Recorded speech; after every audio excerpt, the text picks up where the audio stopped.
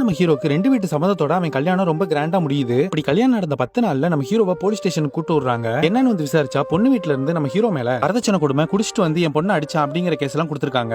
ஹீரோமே அப்படி நான் எதுவுமே பண்ணல சார் அப்படி சொல்லும்போது இதுக்கு இன்ஸ்பெக்டருமே ஃபர்ஸ்ட் கல்யாணமா என்ன நடந்தது சொல்லுங்கன்னு சொன்னோனே நம்ம ஹீரோ சொல்ல ஆரம்பிக்கிறான். கல்யாணத்துக்கு மாப்பிள்ளை வீட்டுல கேட்கலனாலும் பொண்ணுக்கு 100 சவரன் நகை போட்டு அதை கையெழுத்தும் வாங்கியிருக்காங்க. அது மட்டும் இல்லாம பொண்ணுமே மாப்பிள்ளை வீட்டுக்கு வரும்போது ஆர்த்தி எடுத்த அக்காக்கு கையில மோதிரத்தை எடுத்து போட்டிருக்கா. ஹீரோ அம்மா கிட்ட ஆசீர்வாதம் வாங்கிட்டு அவ கையில இருந்த வளையல தூக்கி மாமியாருக்கு போட்டு இருக்கா. இதெல்லாம் பார்க்கும்போது ஹீரோக்கு ரொம்ப பெருமையா இருந்திருக்கு. இன்னைக்கு நைட் ஃபர்ஸ்ட் நைட் போகும்போது முத நாள் எனக்கு ரொம்ப டயர்டா இருக்குன்னு சொல்லிட்டு போய் தூங்கி இருக்கா. தரேன் அடுத்த நாளுமே ஹீரோ கிட்ட பாட்டுக்கு பாட்டு விளையாடலாமான்னு சொல்லி ஹீரோவை பாட்டு பாட வச்சு டயர்டாக்கி தூங்க வச்சுட்டு தூங்கிட்டான்னு தெரிஞ்ச உடனே இவ போய் தூங்கி இருக்கா. இது எல்லாத்தையுமே இவ பிளான் பண்ணி தான் பண்ணிருக்கா. நான் பொண்ணோட அப்பா வீட்டுக்கு விருந்துக்கு கிளம்பி போயிருக்காங்க. அங்க மாமனார் ஹீரோ கிட்ட சரக்கு போட்டு நீங்களும் எவ்வளவு நாள் தான் கான்ட்ராக்ட்ல வேலை வைப்பீங்க, பொண்ணுக்கு போட்ட 100 பவுன் வச்சு ஏதாவது பிசினஸ் ஸ்டார்ட் பண்ண வேண்டியதான்னு கேக்குறாரு. இப்படி பேசிட்டு இருக்கும்போது ஹீரோயின் மயக்கம் போட்டு விழுந்த மாதிரி சத்தம் கேட்டு மேல போய் பார்த்துட்டு ஆஸ்பத்திரி கூட்டு வந்தா டாக்டருமே இது நார்மல் தான், 3 நாளைக்கு பிசிக்கல் ரிலேஷன்ஷிப் எதுவும் இருக்க வேண்டாம் சொல்லிடுறாங்க.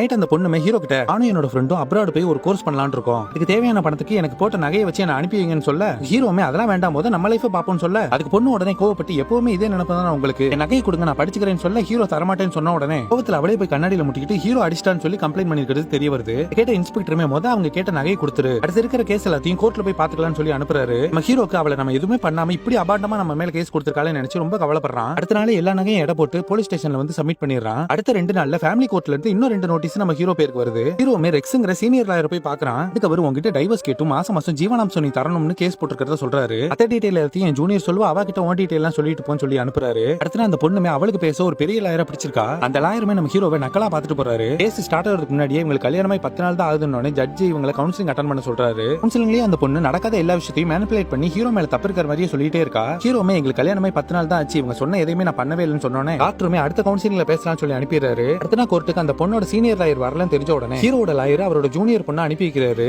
அப்பதான் தெரிய வருது பொண்ணோட லாயர் போய் சொல்லிட்டு அன்னைக்கு கோர்ட்டுக்கு வந்துடுறான். அதை பார்த்து அந்த ஜூனியர் பொண்ணுமே பயத்துல இருக்கும்போது இந்த சீனியர் லாயர் நீ எதுவும் தப்பா பேசி அவனுக்கு பெரிய தண்டனையா வாங்கி கொடுத்துறாரு, அப்படியே உட்காந்துக்கோன்னு சொல்லி நம்ம ஹீரோவை லெஃப்ட் ரைட் வாங்குறாரு. ஹீரோ அந்த ஜூனியர் பொண்ணை பேச சொன்னா அவ பயப்படுறா. ஆனா ஹீரோவை எனக்காக நான் பேசுறேன்னு சொல்லி அங்களா யாரும் ஃபோர்ஸ் பண்ணி 100 பவுன் நகை கேட்கல, அவங்க தான் போட்டு அனுப்புனாங்க அப்படின்னு வேலிடான பாயிண்ட் 2-3 சொல்ல ஜட்ஜுமே அடுத்த நாள் கேஸை தள்ளி வச்சிருக்காரு. அடுத்த நாள் அந்த கவுன்சிலிங் டாக்டர் ஹீரோ கிட்ட உங்களை அவங்க அவாய்ட் பண்றாங்கன்னா வேற யார் கூடயாவது அஃபர்ல இருக்காங்களான்னு பாருங்கன்னு சொல்றாங்க.